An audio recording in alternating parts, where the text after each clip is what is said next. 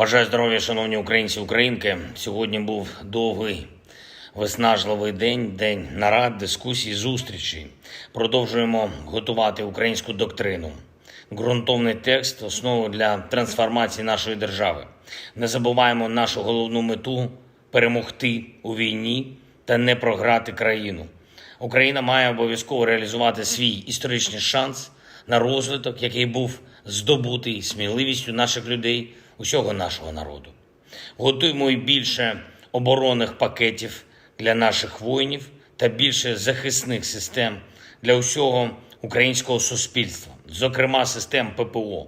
Мав також сьогодні розмову з представниками військового керівництва Великої Британії, закриту розмову, але результативну розмову. І сьогоднішніх зустрічей, про які варто і можна сказати публічно, говорив із представником Вселенського патріархату, митрополитом Іммануїлом. Працюємо на всіх рівнях та з усіма суб'єктами глобальних відносин, щоб реалізувати формулу миру. Зокрема, повернути в Україну депортованих з нашої землі дітей. Я вдячний Вселенському патріархату за готовність допомагати.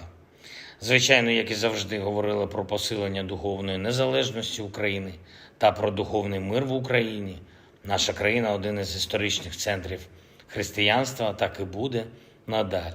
Українці змогли побудувати особливий формат релігійних відносин в своєму домі. В нашій країні діє Рада церков та релігійних організацій, яка гарантує, що всі спільноти поважаються, всі спільноти можуть донести свою думку державі. Всі спільноти можуть брати участь у вирішенні суспільно важливих питань. Держава ніколи не допустить, щоб будь-яку з українських релігійних спільнот могла використовувати держава-агресор. Україна вистоїть, збереже незалежність, всі аспекти незалежності, зокрема і духовну. І я вдячний усім в світі, хто підтримує у цьому нашу державу, наших людей. Але передусім я вдячний кожному і кожній, хто б'ється за нашу незалежність.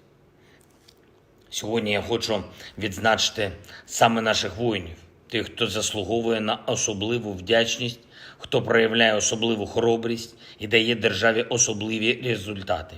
Слава вам, воїни! Солдат Олександр Гринь, 81-ша окрема аеромобільна бригада. Завдяки Олександру знищено і поранено вже більше 2 десятків окупантів. Солдат Олександр Гринько, наша 80-ка, десантно-штурмові війська. Дякую, Олександре, за поповнення нашого обмінного фонду. Солдат Артем Айзенцімер, 5-та окрема штурмова бригада. Солдат Ірина Шевченко, головний сержант-інструктор 1-го механізованого батальйону. Солдат Андрій Максичка, 54-та окрема механізована бригада імені гетьмана Мазепи. Бахмутський напрямок вивозив поранених. Сам був поранений, але після лікування повернувся на передову. Солдат Іван Гарбуз, 36-та окрема бригада морської піхоти, б'ється на Запорізькому напрямку. Старший солдат Сергій Примаченко, навідник розрахунку мінометів 54-ї окремої механізованої бригади імені гетьмана Мазепи.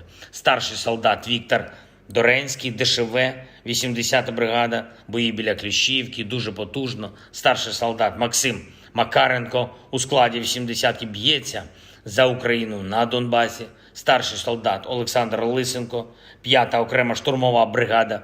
Старший матрос Анатолій Лук'янов, 37-ма окрема бригада морської піхоти, дуже відважний воїн.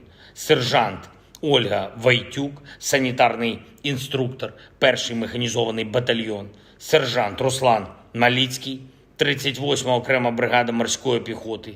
Молодший сержант Микита Миськов, наша славетна 55-та артилерійська бригада Запорізька Січ. Головний корабельний старшина Андрій Скотницький, наша 36-та окрема бригада морської піхоти. Дякую, Андрію, за ваш героїзм при відбитті російських штурмів. Молодший лейтенант Андрій Скібін, 10-та окрема гірсько-штурмова бригада Едельвейс. дуже результативний хлопець, старший лейтенант Сергій Фечик, 3-й механізований батальйон, майор Максим Захарченко, заступник командира танкового батальйону. Я пишаюся усіма вами, наші воїни, кожним і кожною. І хочу окремо відзначити сьогодні підрозділи, які забезпечують наступ наших військ. Це підрозділи українських саперів, очищують українську землю від російських мін, відкриваючи для наших воїнів можливість йти вперед. 808-й окремий полк підтримки, 48-ма Кам'янець-Подільська інженерна бригада, 143-й об'єднаний навчально-тренувальний центр сил підтримки. Дякую усім вам. Слава усім, хто б'ється за незалежність та свободу України. Слава Україні!